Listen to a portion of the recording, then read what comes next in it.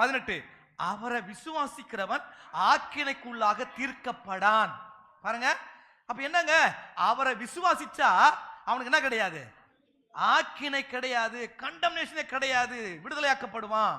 அடுத்து விசுவாசியாதவனோ தேவனுடைய ஒரே பேரான குமாரனை விசுவாசியாதபடியினாலே, அவர் மேல அந்த விசுவாசம் உள்ளவனா இல்லாதபடியினாலே அவன் ஆக்கினை தீர்ப்புக்கு உட்பட்டு இருக்கிறான். அவன் ஏன் அவன் இன்னும் வியாதி நெருக்குது? ஏன் இன்னும் மரண ஆவி உளுத்துது? ஏன் இன்னும் தரித்திரம் ஏழ்மை கஷ்டம்னா ஒன்னே ஒண்ணுதான், அவனுடைய பாவத்தை சுமந்து தீர்த்த, அவனுடைய மனுஷிகத்தை அழித்து தெய்வீகத்துக்குள் கொண்டு வந்த தேவனுடைய சக்தியா மாற்றின இயேசு என்ன பண்ணலாம? அப்படி எப்படி விசுவாசிக்கல?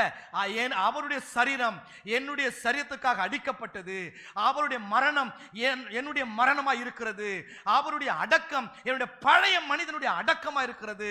இப்பொழுது அவர் உயிர் தெழுந்திருக்கிறார், நானும் அவரோடு கூட உயிர் தெழுந்திருக்கிறேன். இப்பொழுது அவர் பாவ மனிதன் அவருக்கு இல்ல, மாம்ச சரீரம் அவருக்கு இல்ல. அதே மாதிரி நானும் மனிதன் கிடையாது, எனக்குள் தேவன் இருக்கிறார், தேவ ஜீவன் இருக்கிறது, குமாரன் உடையவன், ஜீவனை உடையவன். ஆகவே நான் ஒரு மனித சக்தியில் வாழ்கிறவன் அல்ல, தேவ சக்தியில் வாழ்கிறவன்.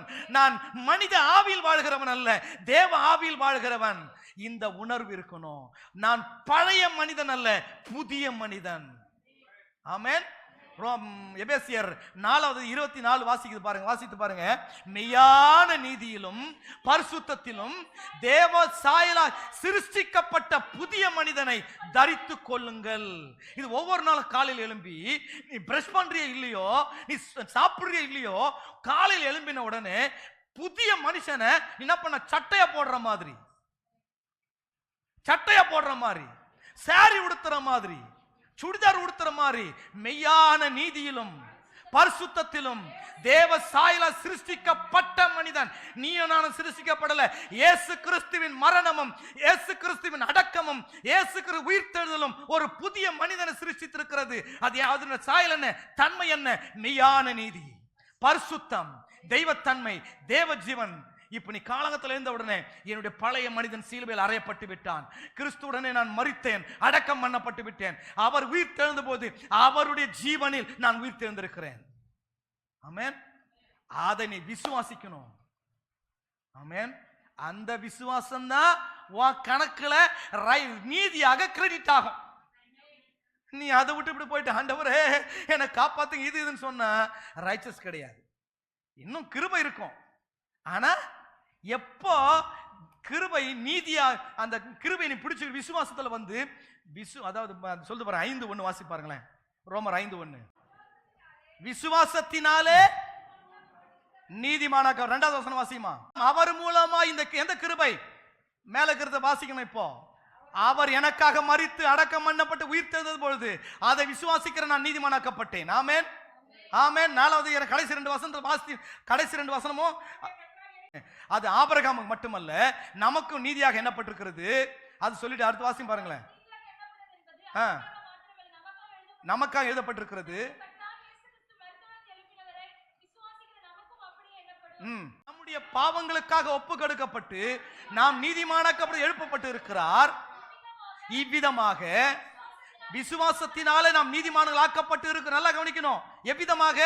மேல இயேசு கிறிஸ்து நம்முடைய பாவங்களுக்காக அடக்கம் பண்ணப்பட்டு நாம் நீதிமானாக்கப்படுவது எழுப்பப்பட்டிருக்கிறார். இங்க நீ நான் நீதிமான என்ன பண்ணணும்? இப்போ இயேசு அடிக்கப்படணும்.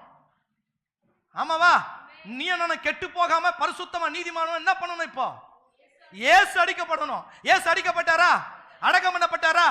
இயேசு அடக்கம் பண்ணப்பட்டார். இப்ப நீ யாரு? பரலோகம் என்ன டிக்ளேர் பண்ணிருக்குது?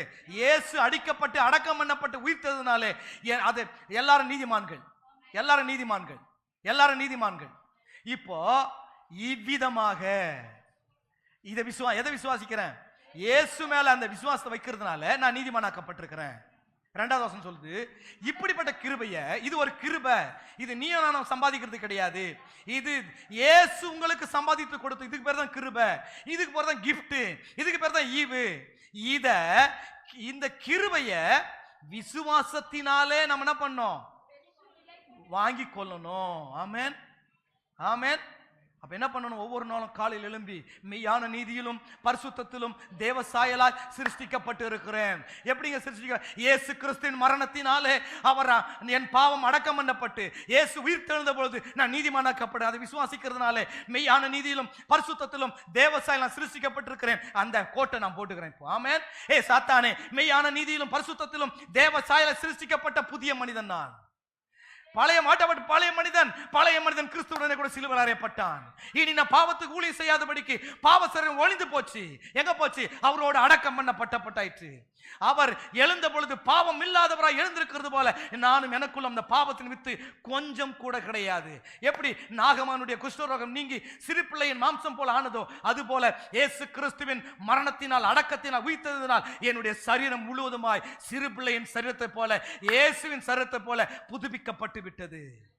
ஆமென், ஆமென். எனக்குள்ளே பாவம் செய்கிற வித்து கிடையாது. எனக்குள்ளே மரணத்தின் வித்து கிடையாது. எனக்குள்ளே ஜீவனின் வித்து இருக்கிறது. இயேசுவின் வித்து இருக்கிறது. ஆகவேதான் என் ஆண்டவராகிய கர்த்தர் ஒரே பேரான குமாரனா இருந்தவர் என்ன மாற்றாரிப்பா? முதற் பேரான குமாரன் மாறினார். அடுத்த வாரம்